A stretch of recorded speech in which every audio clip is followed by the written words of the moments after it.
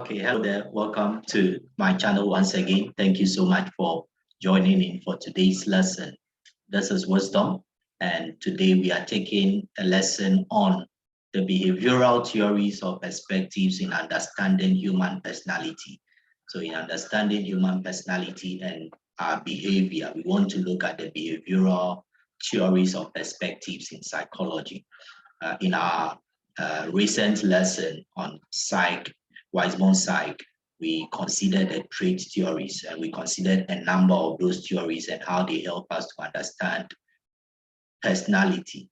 And with the trait theories, you would notice that it was more about classification of personality types based on how much of a particular dimension or trait that you have.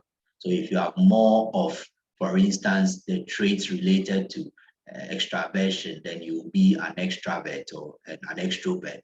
If you have more of the introverted, traits, then you'll be an introvert. That kind of classification based on how much of a trait you possess. And the idea was that we all possess the different traits based on whichever theorist you are looking at. We have the different traits in certain quantities or amounts. And so you may have little of a certain dimension, but more of another dimension, which will determine your personality type. And that influences how you behave and all that. Now, with the behavioral perspectives, the focus is more about how we form certain behaviors. So it's more about understanding the observable component of personality, where we talk about the behavior component, the action component. Remember, in defining personality, we said it is a characteristic pattern. So consistency in that regard of how we think, how we feel, and how we behave or act.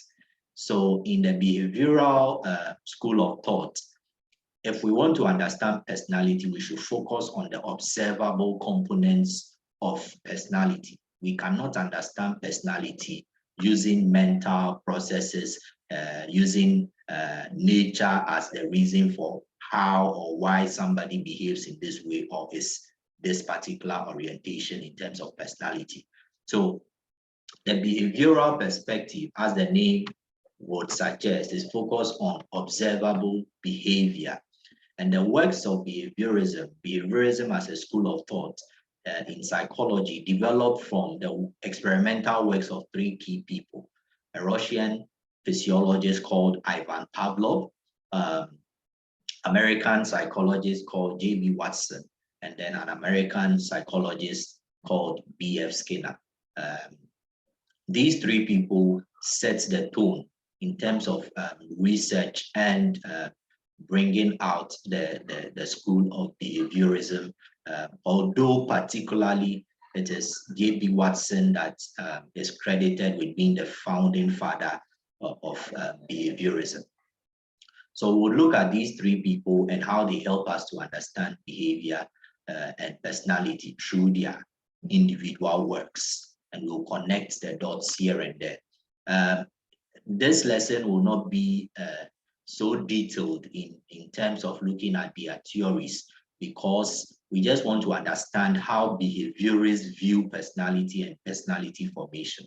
In subsequent lessons that I may do, I'll do some videos on the individual theories, especially when it comes to B.F. Skinner and his theory and how it is applicable in the field of education. So I'll do some series of videos on the psychology of human learning, and we'll go into much more detail, especially with B.F. Skinner's ideologies and how it applies.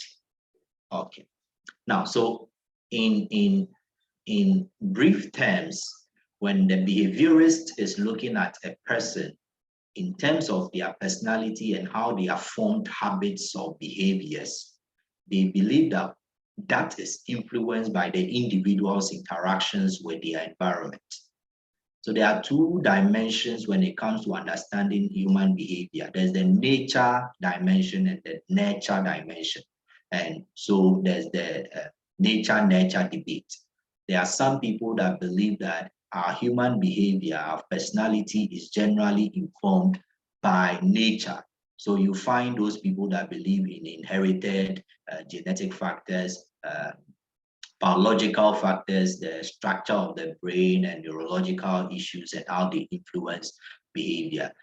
Some of the trait theories would ascribe, the traits as underlying biological influences, leading to those traits that you have.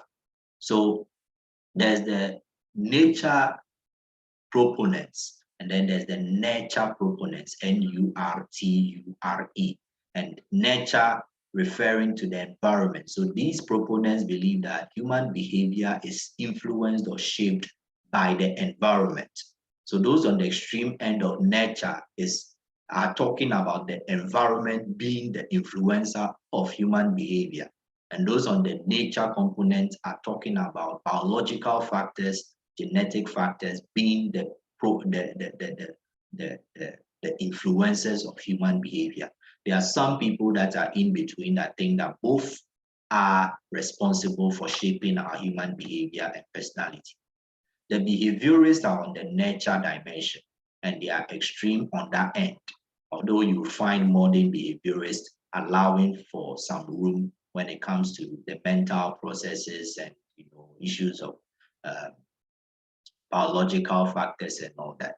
But behaviorists typically believe that it is the environment that is responsible for personality and human behavior. And during our interactions with our environment, referring to our physical environment, our social environment, the consequences of that interaction is what shapes who we become or who we are.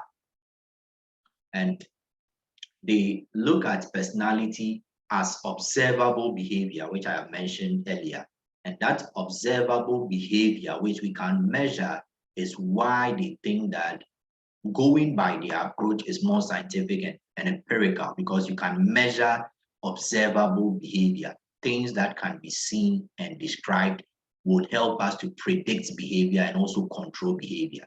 Because if it is the manipulation of our environment that is causing personality changes or informing personality and behavior, then we can be able to control behavior and also predict behavior, rather than focus on mental processes and biological factors that we cannot see or even measure empirically on behavior.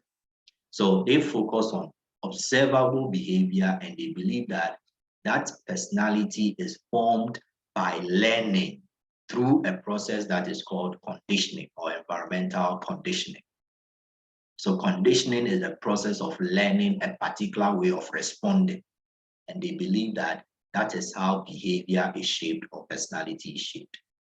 So in other words, consistent behavior patterns that you see yourself, engaged in or others engaged in, something that has become consistent with them as part of what we will say is their personality, makes them who they are, makes them unique or makes you unique, is a result of prior learning or prior conditioning. We have been conditioned to respond in a particular way, to behave in a particular way. And that is the idea of the behavioral perspective. The focus, once again, is on observable behaviors, things that we can see, actions that we can see and measure, that tell us that a pattern has been established. We have learned to behave in this way. So in another situation, based on previous patterns that we have observed, rather than what is happening in your head or in your mind, based on what we have seen, observable stimulus response behavior, we can predict and control your behavior. Your personality keeps changing according to the behaviorists. The personality keeps changing because we are exposed to different environmental conditions, and how we respond is always being shaped. As we learn, we change behavior, and that is how our personality, they believe, is variable over the course of our life. So unlike one school of thought, theoretical framework, which is the psychoanalytic theories, Sigmund Freud and his ideas of 0 to 5 years being the critical period of personality formation. So our personality is formed between those years of 0 to 5, and nothing really changes after that period. So whatever we learn, whatever happens to us, the experiences within that age period is what affects our personality throughout. The behaviorists, for instance, B.F. Skinner, believe that that is not the case. Personality is shaped over the course of our life, throughout your lifetime, because you are always learning by conditioning based on the environment and how you interact with it. So personality keeps changing, or it remains variable over the course of life because we keep changing our response patterns. So the stimulus response patterns keep changing as we learn new ways of responding or new behaviors through learning. We are always exposed to new situations, and we can learn to change a behavior. And the behavioral approach, although criticized for being extreme in its rejection of biological, and mental processes and its contribution to human personality or behavior, has been very important in helping us to shape behaviors that are not good, to correct them, and also to improve or encourage good behavior or behaviors that are pleasant and we want to maintain. In the study or understanding of phobias, which refer to irrational fears, so fear of things, fear of events, or fear of heights, fear of social gatherings, social anxiety, fear of certain animals and all that. These irrational fears, fear of a dark environment, these are fears that some people are overboard, so to speak. So they become what we call phobias, and they are treated through therapy. And one of the major approaches to treatment of phobias or anxiety-related fears is using behavioral approaches. So in the treatment of phobias, we have one of the key approaches called the systematic desensitization, where the individual would be gradually exposed to that thing that they are afraid of. So if it's the fear of heights, the person will be exposed to heights gradually. So as they are exposed to a height, maybe the first floor of a building, they will be helped to maybe do some relaxation techniques, breathing in, breathing out. And the idea is that once we continue pairing that height that makes you afraid with relaxation, it gets to a point where the presence of that height that made you afraid will no longer make you afraid, because a new response has been learned, which is being relaxed in the presence of that fear-inducing stimulus. So the treatment of phobias has been very, much influenced by the behavioral approaches. We have other therapeutic approaches, exposure therapy and all that come from the behavioral standpoint. People with addiction, alcohol addiction and all that, aversive therapy sometimes used for people with alcohol addiction, where maybe the alcohol will be mixed with something that is so bitter, such that anytime they take it, it's like they vomit. It's quite an extreme approach to treating alcoholism and all that, but that is influenced by the idea of stimulus response behaviors that is proposed by the behaviorists. And as we look at the individual theorists, we'll understand how this helps to shape our behaviors and the patterns that we develop or habits that we develop over time. So the first person we talk about is Ivan Pavlov. And it's interesting that Ivan Pavlov was not a psychologist, he was a physiologist. But then his work became a mainstay in psychology. And that was at a time when he was doing an experiment. So as part of his work, he wanted to understand the role of saliva in human digestion, or generally in the digestive process. And he was using dogs for his experiment. And he set it up such that he could record, based on the apparatus he was using, record the amount of saliva that is, produced during the period of feeding and then digestion, just to be able to measure how the saliva is playing a role. So he had his own goal in terms of that experiment. However, during the experiment, something important caught his. He noticed that anytime the food, before the food is even presented, the movements, the noise, maybe even the presence of he himself or the attendant who brings the food to the dog, just the presence of some of these factors cause the dog to salivate.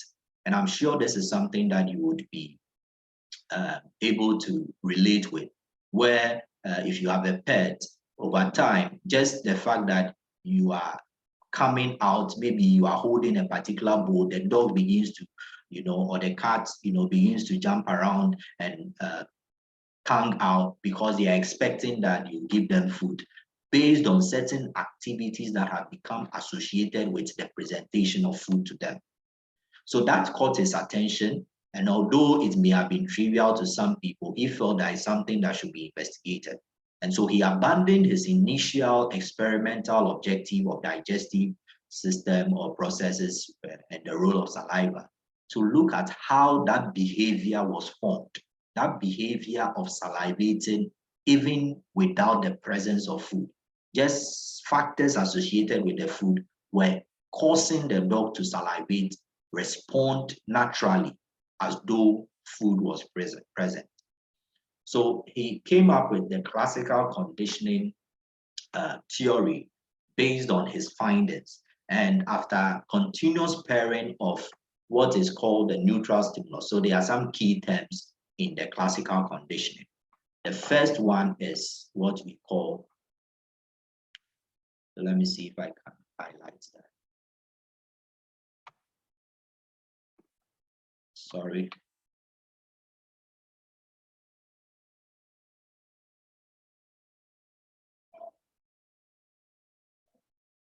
Sorry, my screen froze a little. Okay, so the first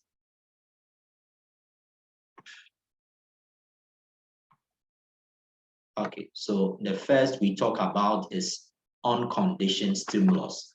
And an unconditioned stimulus in classical conditioning is any object within the environment, anything that will cause you to automatically respond.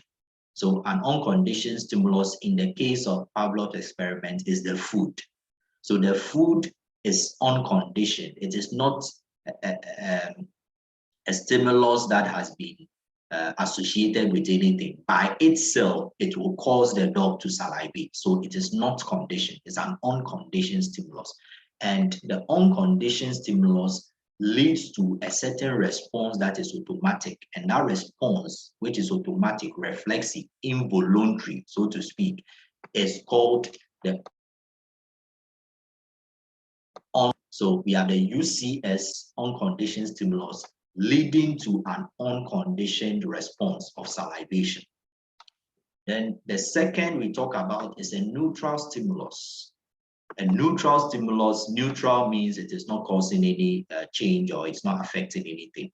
So it's not playing any role in terms of getting a response, an involuntary, reflexive, automatic response. So in the case of Pavlov's experiments, what he used in his experiments as the neutral stimulus included a whistle, and more particularly a bell. So before the food is presented to the dog, the bell will be rung. And over time, this stimulus, initially when you ring the bell or you blow the whistle before presenting the food, when the whistle is blown alone without food, a dog will not salivate. That is if we take food out of the picture. Normally, usually, naturally, if you are blowing a bell, blowing a whistle or ringing a bell, you will not find an animal salivating or human being salivating. So it is a neutral stimulus. Before the conditioning process, before the learning process, it is neutral and it doesn't produce any kind of response. Now, after some time, through the process of conditioning, so that's the stage at which conditioning is happening, the whistle, which is a neutral stimulus, is paired with the food. So you blow the whistle and then you present the food. You ring the bell and then present the food. And once that was being done, the dog was salivating. And that is because the food was presented when the bell is rung, when the whistle is blown. So in doing that pairing, what is happening is what the behaviorists attribute personality formation and behavior to, that there is a process of pairing, conditioning from our environment as we interact. So in this case, the whistle and neutral stimulus is consistently, continuously associated with the coming of food, the coming of food. So the dog has learned that anytime I hear the bell, there's food coming. Anytime I hear the whistle, there's food coming. Anytime I see the attendant appear in his white dress, it means food is coming. So the unconditioned response will keep happening during conditioning. And after conditioning, if what we call acquisition has happened, acquisition is one of the key terms I'll explain in a moment. Acquisition is when the human being or the animal has learned the response that we want it to give, or him to give, or her to give to a particular stimulus that we have manipulated or conditioned. So acquisition has happened if now the whistle that before conditioning was producing no response. If this whistle alone, just by blowing the whistle without even bringing the food for different consistent times, the whistle alone is causing the dog to salivate without the presentation, immediate presentation of food, then the whistle is now what we call a conditioned stimulus. So a conditioned stimulus is a stimulus, an object, anything in the environment that has been consistently paired or associated with something that naturally would cause you to react involuntarily or automatically. So the conditioned stimulus is a stimulus that has been consistently paired with an unconditioned stimulus, such that it is causing you to act, or it is eliciting a response that is the same as the unconditioned response. Just that now, the salivation is no longer an unconditioned response. It is called a conditioned response. So these are the key items in the classical conditioning. There are 3 stages: the pre-conditioning, the during conditioning, and after conditioning. Before conditioning or pre-conditioning, an unconditioned stimulus will elicit an unconditioned response. A neutral stimulus will not elicit that kind of response. Then during conditioning, we pair the neutral stimulus and the unconditioned stimulus for a number of times, consistently for some time. Then the human being or the animal begins to associate the two as happening together. So the presence of one means the other two is present. And then after conditioning, if acquisition of the new behavior has occurred, then the stimulus becomes a conditioned stimulus. The neutral stimulus now becomes a conditioned stimulus. So the person will behave in the same way that they would have behaved if that's naturally occurring unconditioned stimulus is not present. And how does this help in understanding our human behavior formation? J.B. Watson took it a step further by using a human participant rather than animal. And his experiment, although it's been criticized on ethical grounds because of some issues with how he wasn't able to recondition or counter condition the child he used. So there are ethical issues with it. However, it has helped us to understand why people develop certain habits, especially fear-related behaviors. In 1920, Watson and his student, Rayner, tried to condition a child called Little Albert, who was 9 months at the time, to fear rats and some other animals. Now, Little Albert was described as a child who was fearless. So generally he was fearless. His mother was a health worker, so he grew up within a health the health work environment. And typically he was fearless. He didn't fear rats and mice and cats and all those things. So he was used in that experiment. But before then, they had to find an unconditioned stimulus. So that means a certain event, object within his environment, some situation that will cause him to be fearful. So that thing that naturally will elicit an automatic response of fear, of crying, of being afraid, or being startled. And they found that after attempting different things, they found that loud noise, so banging a steel bar, loudly. So he was afraid of loud noise, and that became the unconditioned stimulus because it leads to an unconditioned response of fear, reflex fear, or automatic fear. Now, this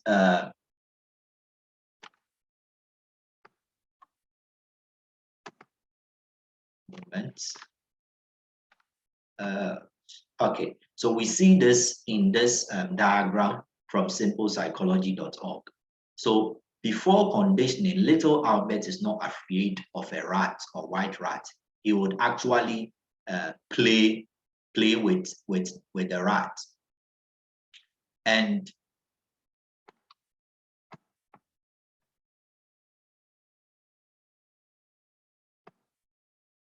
sorry, I think there's a problem with my PowerPoint presentation. I'll rectify that in a moment and then continue.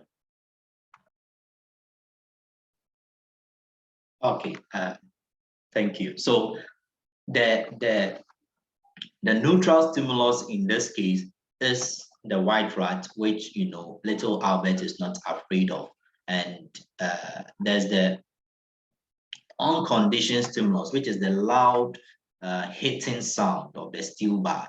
So that's sound, that noise, that high level noise causes a reflex reaction of fear and crying, which little Albert would put up, which is the unconditioned response, which is the fear, the crying. So now in conditioning little Albert, anytime the rat is presented to little Albert, then is followed with the loud hitting of the steel bar. So this happened for some time, different experimental sessions, until the point where now little Albert became conditioned to fear the white rat. So now learning has taken place, and based on the behaviorist perspective, the child has become conditioned by the environment. The manipulation that has been done to their environment has led to they being conditioned to fear a stimulus that they were not afraid of earlier. So little Albert became fearful of a white rat, and generally for rats, and even any white animal. So he engaged in what in classical conditioning is called stimulus generalization, such that that stimulus that causes the fear, the person begins to generalize it to any stimulus, any event, situation that happens to them in their life that is similar to what caused them the anxiety, what they had been conditioned to fear. So that explains to you why in finding yourself within a particular situation, although it is not the same situation that happened 10 years ago, 20 years ago, it causes fear or anxiety. So the distress associated with the first event that you were robbed, or you were attacked, or something negative happened, finding yourself within that same kind of situation induces fear. And some people fear certain objects because of a certain experience they've had before. So there's been a conditioning, and the behaviorist classical conditioning school of thought from Pavlov and then Watson especially, and his experiments, all that our behaviors and personality is a sum of all the experiences, all the learning that we have done over the years in terms of conditioning, association, parents of stimulus and response has conditioned us to be predisposed to behaving in a particular way in a particular situation. So little Albert had been conditioned to fear rats, white rats, and it extended to other animals that were white cats, even things that the color white became associated with that sound that caused it fear. Okay. Now, this is a famous quote by J.B. Watson as he was working on his whole idea of behaviorism and making it a key foundation of psychology in the 1930s. He said that, give me a dozen healthy infants, well-formed, and my own specified world to bring them up in, and I'll guarantee you to take any one of them at random and train him to become the type of specialist I might select. Doctor, lawyer, artist, merchant, chief, and yes, even beggarman and thief, regardless of his talents, penchants, tendencies, abilities, vocations, and the race of his ancestors. I am going beyond my facts, and I admit it, but so have the advocates of the contrary, and they have been doing it for many thousands of years. So he was actually against the Freudian idea of unconscious mind, the mental processes and all that, especially the Freudian ideology and psychodynamic or psychoanalytic school of thought. And he felt that it is conscious behavior, conscious learning experiences that shapes our personality over time, not Sigmund Freud's idea of 0 to 5 years and the critical role of the unconscious mind and all that.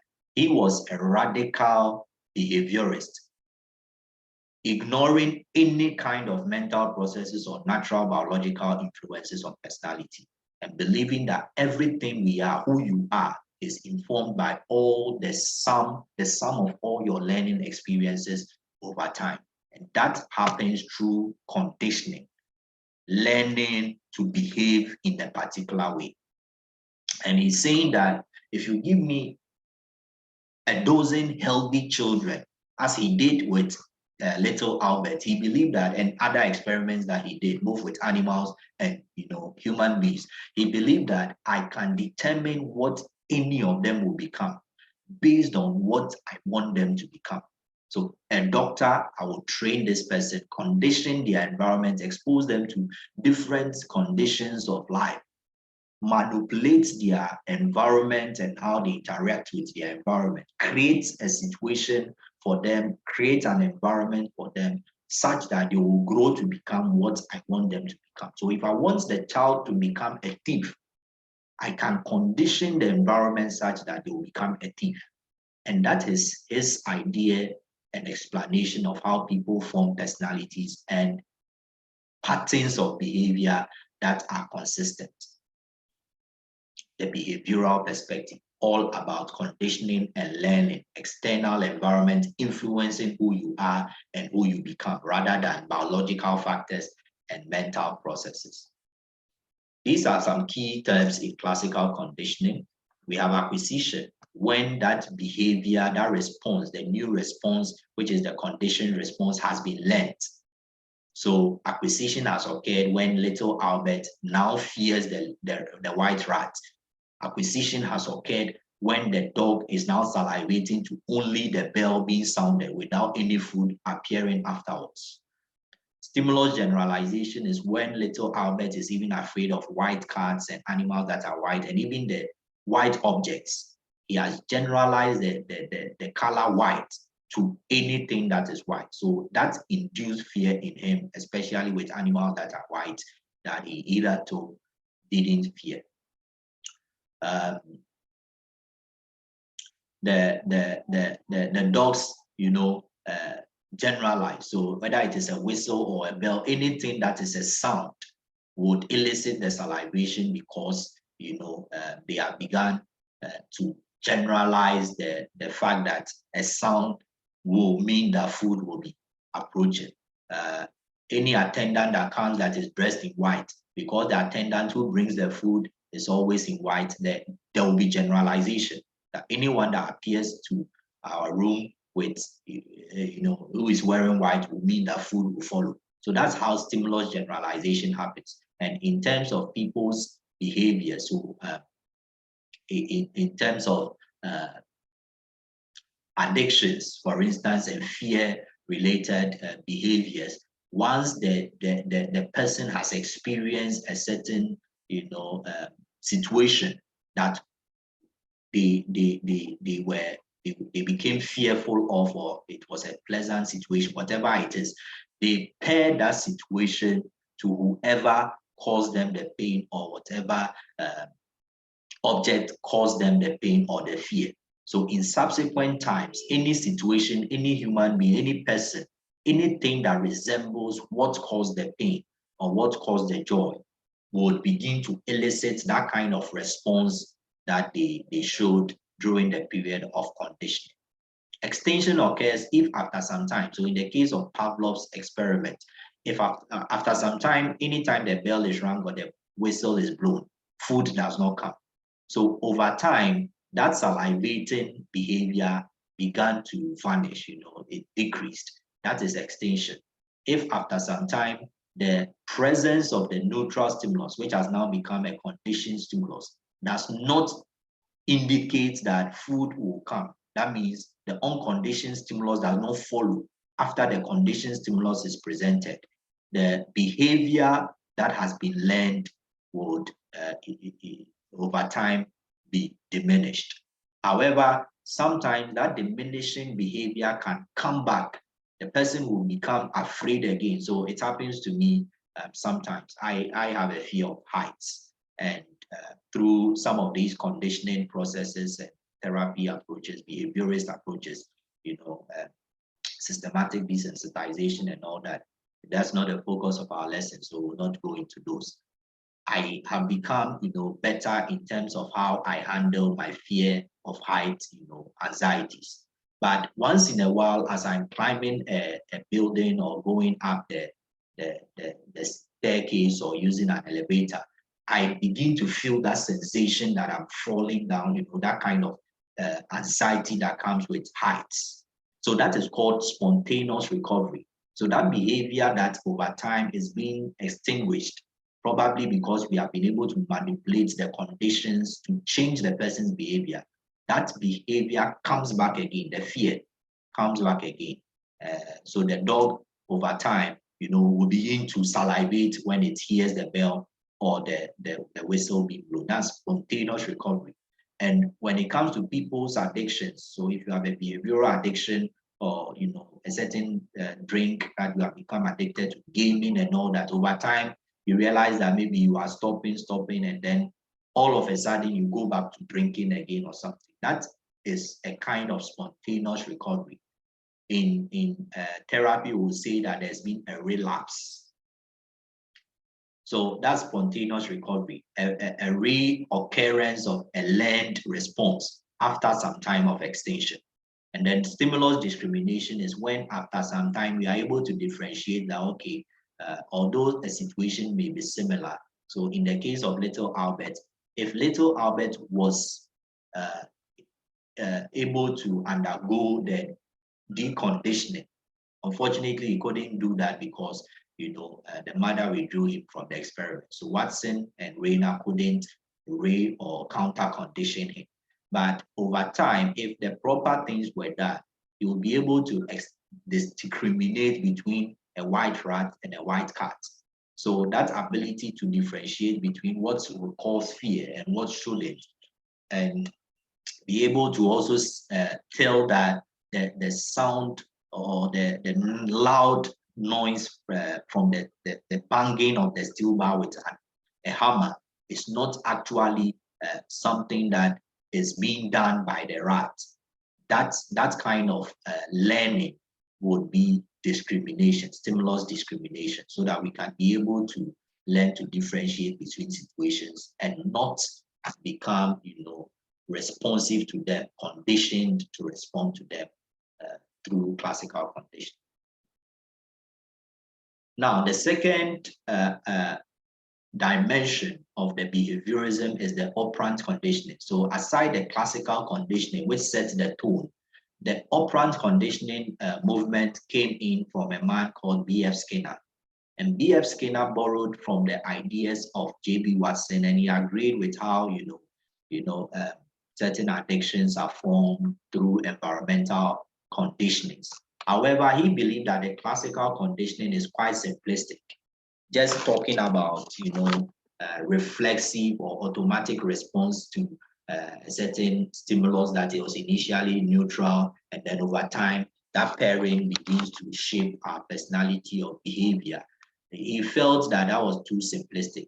And he also felt that J.B. Watson was too extreme in his idea of, so the quote we looked at, how he can determine who you become, external environment being the only thing that is influencing behavior. Skinner allowed room for the fact that we have a mind and mental processes can contribute, but he believed that for the most part, it is the environment that changes or influences our personality or behavior. And he also conducted some experiments, and his theory was not focused on involuntary action reactions, that become conditioned to become conditioned responses. He believed that it is the consequence of a behavior. So the conscious behavior that is rewarded will be continued, and behavior that a response that is consciously done, voluntarily done, voluntary actions, the consequence, if it is an aversive consequence that follows it, it will be reduced. So punishment and reinforcement. So he introduced the idea of reinforcement. And he also borrowed from one cognitive psychologist called Edward Thorndike.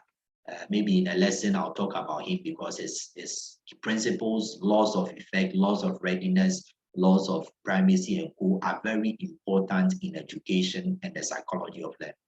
So he borrowed also from his idea of connectionism, that whatever consequences follow a behavior will determine whether the behavior is continued or not.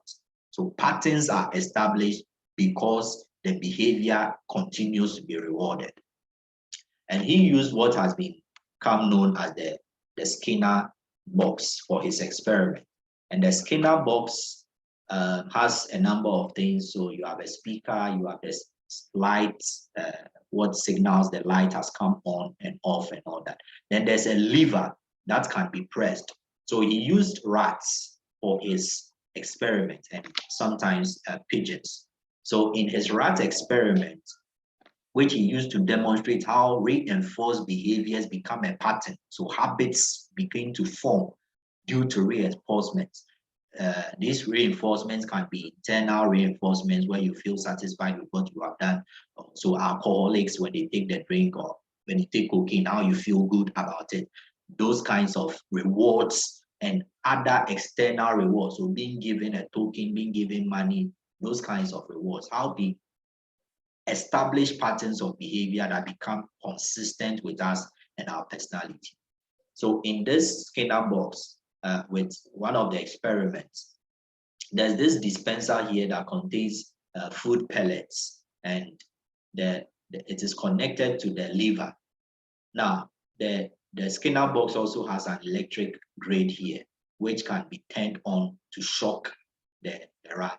So in the first instance, the rat is in here without the electric shocks, and the rat is supposed to just be moving about because it will try to find a way of escape or when it is hungry. So the rat is placed in the hungry rat is placed in the box. Now, as the rat is trying to move around, exploring its environment, that is why it's operant conditioning, operating on the environment. The consequence will determine after your operation whether you will continue to operate or not. So in operating on the environment, accidentally, this rat presses the lever and then food is dispensed through this hole down here, the dispenser tube. These pellets of food come into the box and then the rat eats it. So as this is repeated over time, the rat no longer spends a lot of time going to press the lever. Once you put it in, it goes straight to the lever because it has learned to continue that behavior of pressing the lever. So that response has been learned. it has become conditioned to pressing the lever and getting food because there is a reward. There's a reinforcer, which is the food pellets that come in. So the food pellets are the reinforcers, reinforcing the behavior of pressing the lever. So that child who is always, given a reward after they come top in class, over time, learning to pass will not be something that they will struggle with. You will not have to force them to learn because they've become conditioned. They've learned a certain response of putting up that behavior because there will be a reinforcer. The consequence of that good behavior, that learning, reading, being serious student, the consequence of that behavior is positive. There is a pleasant, feeling or a satisfactory reward that comes, and therefore it will help them to continue the behavior. On the other hand, if the consequence of a behavior, in operating on the environment, the operant, so to speak, the stimulus from the environment that follows the behavior, if it is negative, if it is unpleasant, the idea of operant conditioning is that that behavior will decrease. We will stop putting up that behavior because the consequences are aversive or negative. So now in the other experiment, the rat is put in the Skinner box, the electric shock is put on. So the rat is being shocked in the Skinner box. And once it is being shocked, it will keep moving around, and then by accident, it presses a lever, and that lever stops the electric shock. So that is done repeatedly through the process of conditioning. So it's repeated. Put the rat in the box, put on the electric shock, and the rat is being shocked. As it is trying to find a way around, it mistakenly clicks on that lever again, and then the electric shock stops. Now, that behavior of going to press the lever is being reinforced because if they press the lever, the shock stops. So that negative consequence that the behavior of pressing the lever is stopping helps to increase the behavior of pressing the lever or pressing whatever is stopping the shock. So the rat has learned that in order to avoid this pain I am going through, I need to put up that behavior I am putting on consistently.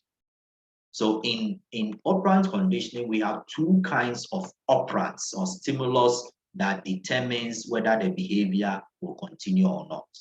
The first one is reinforcement. So in reinforcement, the idea is to increase a behavior, a good behavior, a pleasant behavior, a habit that we want to maintain because it is okay. It could also be that it is increasing a behavior that to the person it is satisfying and they are comfortable, but to another person or the person from the outside, that is a bad behavior. So reinforcement is not really about morality, whether good or bad. It is all about adding something pleasant to ensure that some behavior continues. So anytime somebody has a negative behavior and whatever consequence that follows is pleasant to them, they will continue that behavior. So if they steal, they get money. That is a negative behavior, but it will be reinforced by the fact that they get money from their robbery or stealing and they are able to enjoy life. If it is a positive behavior like doing well in school, so if they are learning and they do well in school, it means that they will continue learning because the consequences is getting an A. So the reinforcer is the grade, the good grade they are getting. Now, in reinforcement, we add something positive. So there's positive reinforcement and negative reinforcement. In positive reinforcement, you add something pleasant. So you give the child a reward. If you are given a reward for being the topmost student in school, it means that subsequently you are likely to work harder, put up that behavior that brought you the reward. So positive reinforcement is towards increasing behavior by giving a pleasant consequence. The food pellet is a pleasant consequence of pressing the lever. in the Skinner box. Negative reinforcement. Reinforcement is all about increasing behavior. So when we say negative reinforcement, it means that the consequence, what happens after a behavior, what happens after a behavior is aversive, is unpleasant, it means that the behavior will be stopped. So imagine that the Skinner box, the rat, in pressing the lever, it is when they press the lever that the electric shocks them. They will stop pressing the lever because the consequence of that behavior is aversive, is negative.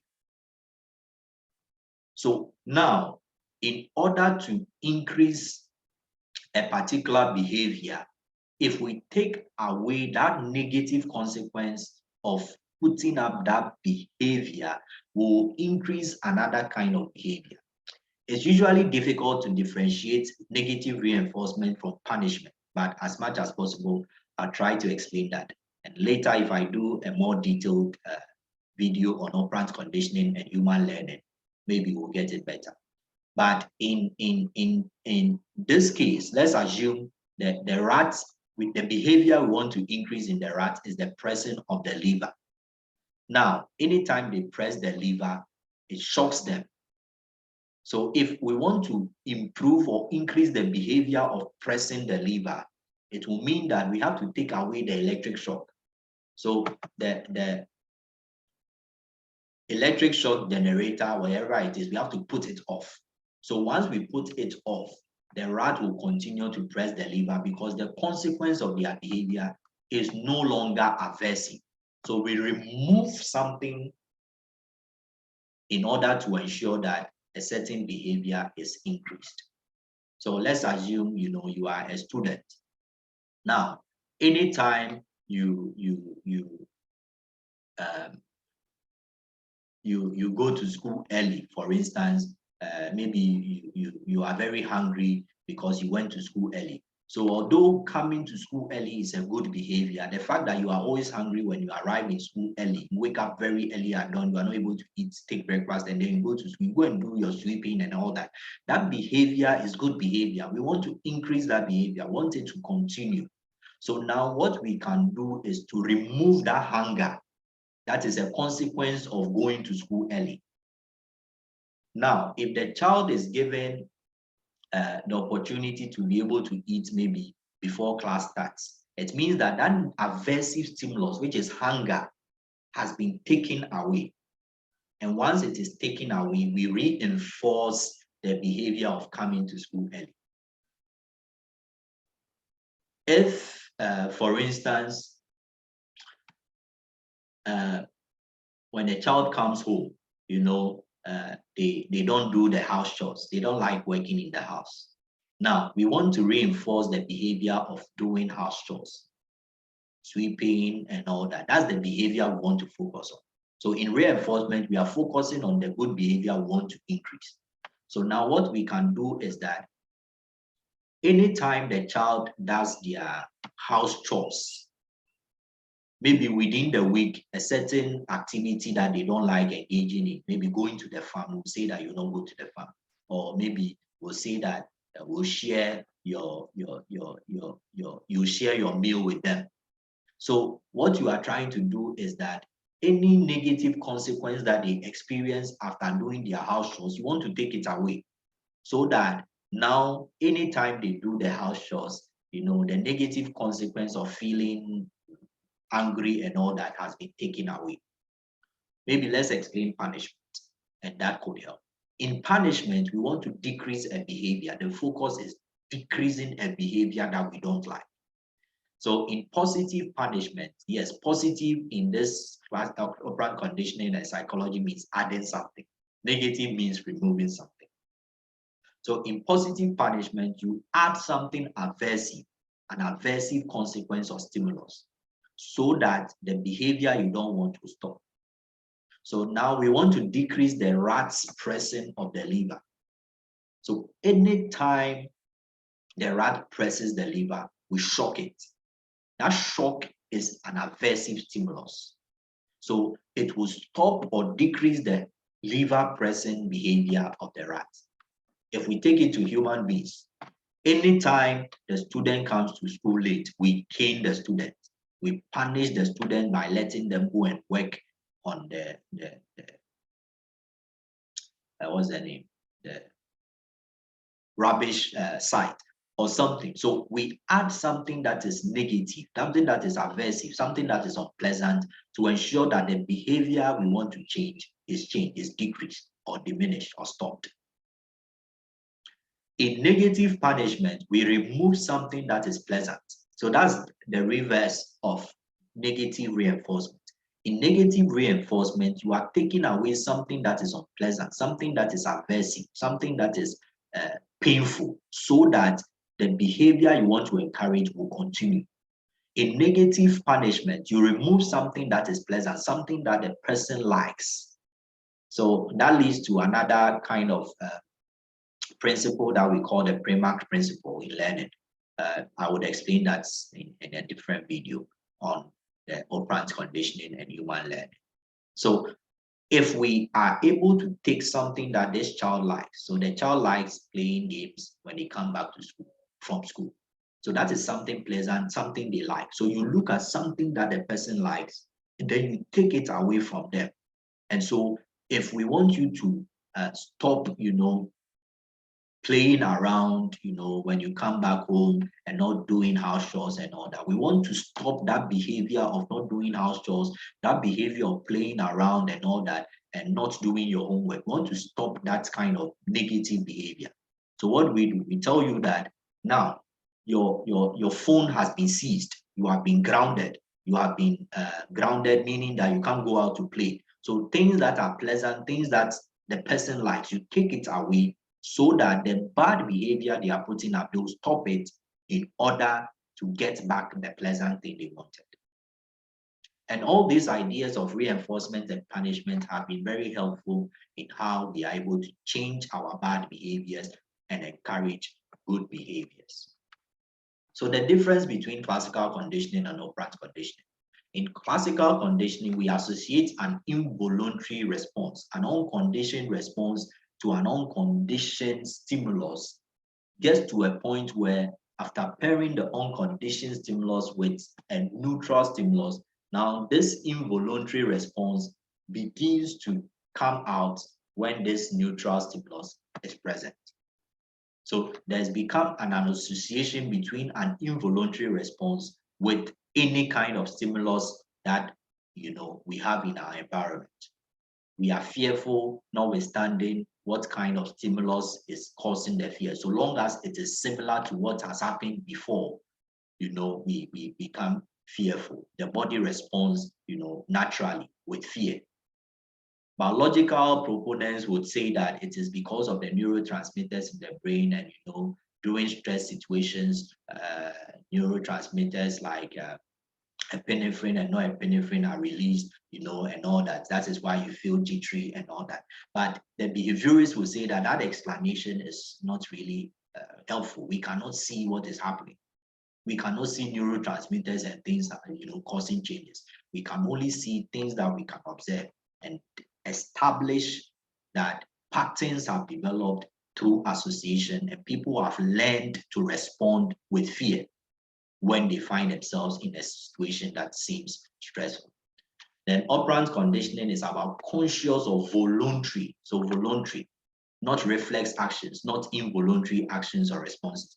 It's about associating a voluntary behavior with a consequence. So if I behave this way, this is the consequence that comes. So I am applauded. That means I have to do more of that thing to get the applause, to get the praise of my parents. And once this continues, we begin to establish a pattern of performing that behavior because it gives us reinforcement. And then if that behavior is punished, the consequence of punishment is associated with the voluntary behavior. So over time, we stop that behavior because the consequence is not helpful. And these two key behavioral perspectives help us to see how personality is formed. How we have developed certain habits over time is because we are conditioned or we learn to respond in that way. It is the environment that is influencing us. It is the parents and their actions that is leading us to be conditioned in that way. So always when they are rewarding our behaviors, even if that behavior is not healthy, once they are supporting us, once they are telling, some children grow up to be social misfits because in growing up, their bad behavior was not punished. It was reinforced because their parents supported them anytime people make a complaint. So that kind of reinforces the negative behavior. And over time, this child grows up to be a social misfit or has conduct issues. Behaviorists will say that that personality trait of aggression and social, misconduct and all that is not because of any biological or inherited factor. It is because the person has been reinforced over time to continue engaging in that behavior. Somebody who is a chronic latecomer, that could be because they have been conditioned. They've learned to associate late coming with satisfaction, because anytime they are late, it means that, the program doesn't start early. At least I come and, I didn't waste my time. Over time, the person will become a late comer because coming late is associated with not coming to spend time with things that are not necessary. So the consequence of coming late is that I have avoided wasting time, and that pattern will continue. That is how the behaviorist perspective views personality formation and how we acquire habits through classical conditioning or through operant conditioning. Both are environmentally influenced. And these are the two major ideologies in behaviorism that I want to share with us. There will be other ones, other ideas from behaviorists' perspectives, but these are the two core of the behaviorist school of thought: classical conditioning and operant conditioning. Later on, in a subsequent video, when I talk about the psychology of human learning, we'll go into more detail about some of these behavioral theories and how we can use it to shape both our learning experiences for our children, our students, and all that. Thank you so much for joining us today, and would reiterate some of the key points in the behaviorist view of personality and human behavior. They believe that the personality of anyone, when we're looking at your personality, it is as a result of the learning that you have done over time. So as you are exposed to environmental factors, how these environmental factors have conditioned you to respond in a particular way is because you have learned. So the behaviorist focuses on how learning shapes behavior, how learning shapes personality, and that our personality keeps changing, is variable because we are always exposed to different environmental situations, and our responses, whether it is classical conditioning or operant conditioning, becomes conditioned or shaped based on the consequences, positive or negative. So whether there's punishment or reinforcement according to operant, that will determine whether we form a pattern of behaving in that way or responding in that way, or if we continue to pair a certain stimulus to a particular event or object or situation that initially wouldn't cause us to behave in that manner. So for fears, we'll develop fear for this and that, we'll develop a hatred for this and this number of people, this category of people, because certain experiences have taught us to pair the people we hate with anybody that is coming from that area or that environment. That is how the conditioning of our everyday experiences has shaped our personality, and will continue changing and changing our response patterns. And we can even control how we respond by deconditioning or counter conditioning ourselves. And these are used in psychological treatments, psychotherapy. Behavioral measures are put in place to ensure that we are able to control or change behaviors like phobias, addictions, and some people who suffer from post-traumatic stress disorders. Thank you so much once again for joining in today's lesson. I hope you have learned one or two things, and that you have a better understanding of personality and human behavior from the behaviorist perspective or theories. Thank you. A subsequent video will be looking at some other things that I believe will be relevant. Kindly subscribe to the channel if you are not yet subscribed to it. Share the video with someone that could be interested. If they are students of psychology or anybody that just wants to understand human behavior and personality, I believe that you would be doing me a very good favor, and you would also be helping other people through what I share with you. Thank you and have a good time.